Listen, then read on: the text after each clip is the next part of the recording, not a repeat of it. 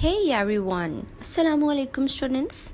Hope you are fine and enjoying your summer vacation. I have a question for you today. Have you ever traveled by train?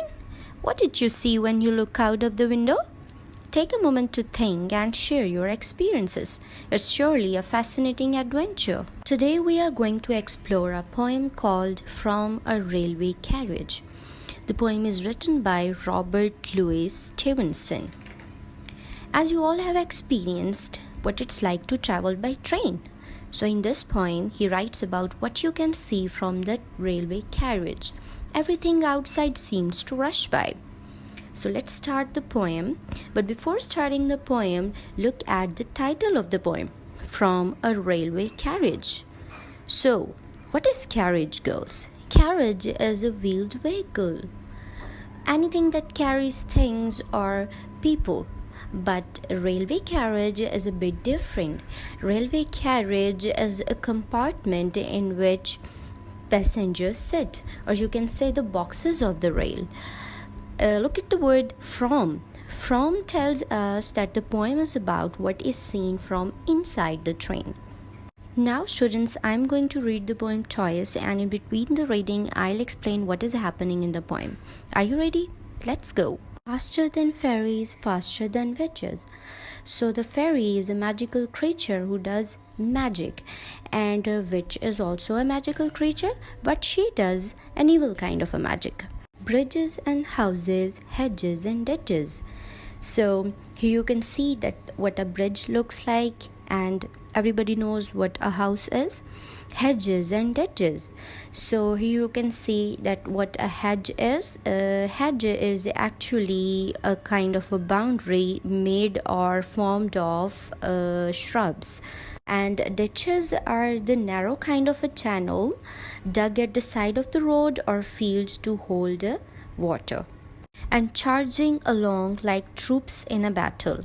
So what are the troops? Troops are the soldiers, and battle is a fight between armed forces. All through the meadows, the horses and cattle. So what is a meadow? Meadow is a grassy area, grassland you can say, and horses you can see in a picture, and cattle are the large animals with horns and hoofs. All of the sides of the hill and the plain, as you can see the hills in the picture. Hills are different from mountain, girls. Mountains are much higher than hills, and hills are the raised area of the land, and plain is the flat area of the land. Fly as thick as driving rain. Driving rain is a heavy and thick kind of rain, as you can see in a picture, that it falls very fast and in a particular angle. So have you ever been caught in such kind of a heavy downpour? And ever again, in the wink of an eye, painted stations whistle by. The wink of an eye is an expression to show the quickness and fastness of the train's movement. Painted stations whistle by. So as you know that the train doesn't stop on every station, especially if you are traveling at a very long distance. So painted station whistles by means as the train passes by, it leaves many colorful and painted stations behind. So it means that stations doesn't whistle, but the train whistles by. Now let's read the poem again.